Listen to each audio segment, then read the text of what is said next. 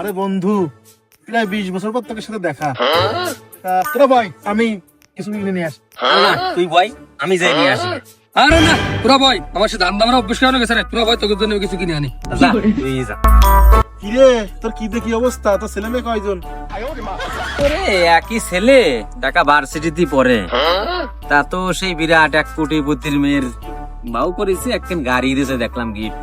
ওই মেয়েটার সাথে সালটার বিয়ে যদি দিতে পারি, মেয়ের বাপের তো বিরাট সয় সম্পত্তি, সব তো আমাকে একটাই। বন্ধু, তাহলে তোমার কয় ছেলে মেয়ে? আরে বন্ধু, আমার তো এক ছেলে, সে আমার মতোই চালা। আমার ছেলে ওরম একটা মেয়ে পাইছে, শুনলাম নাকি ঢাকায় একটা বাংলো কিনে দিয়েছে, বড় বাংলো।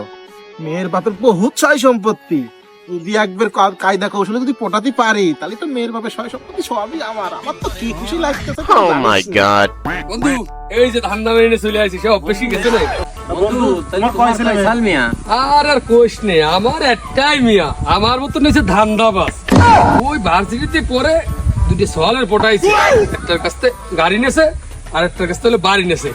ভবিষ্যতে দুটোর কাছ থেকে আরো বহুত কিছু নিয়ে ধান্দা আছে, আর কোশ নে তোরা।